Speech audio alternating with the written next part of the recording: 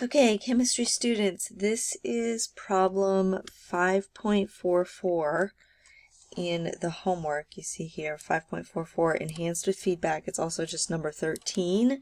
And a couple of you asked. So I actually have this in solution view, but I was going to explain what it is so you can see the answer.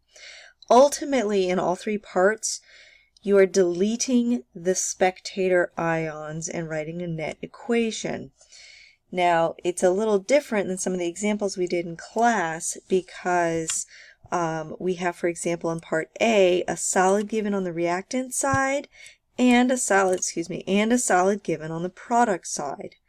So if you just separate out the aqueous into the gold 3 plus, chloride -1, nickel stays as a solid, and then separate your aqueous, nickel 2 plus, chloride negative, then you would see that the only ion that looks the same on the reactant side as the product side it would be Cl negative aqueous.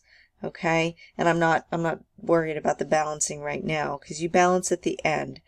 So if that were the case, you would just be focusing on, okay, so I must have a nickel ion on the product side to match the fact that I have nickel on the reactant side, and I must have a gold ion on the reactant side to match with this solid on the product side.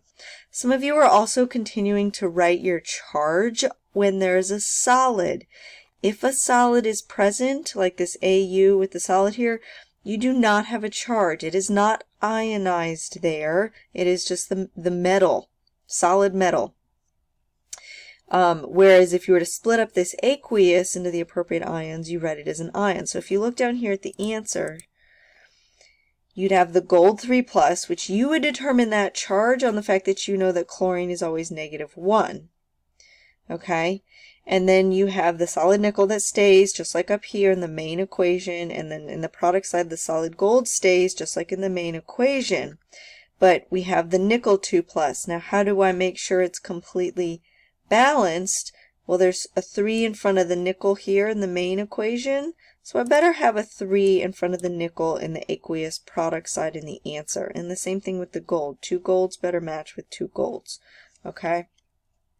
Part B, you have a Br2 diatomic ion that is a liquid, and therefore it is going to be in the net ionic equation.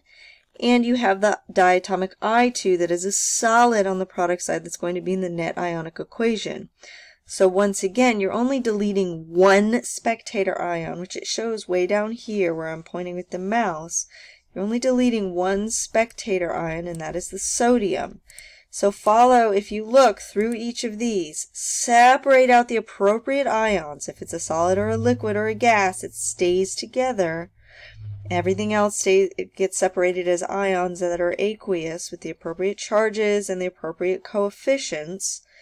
And then eventually you say, oh, okay, so spectators go away, leaving me with the appropriate net, which they have down here or in the answer you can see in part B. Part C, same exact process, but if you notice, the only spectator that gets deleted is the nitrate.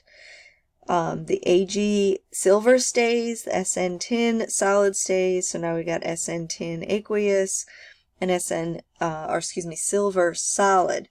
I will say these net ionic equations, you're basically given a molecular equation, and you're not really looking at the solubility rules.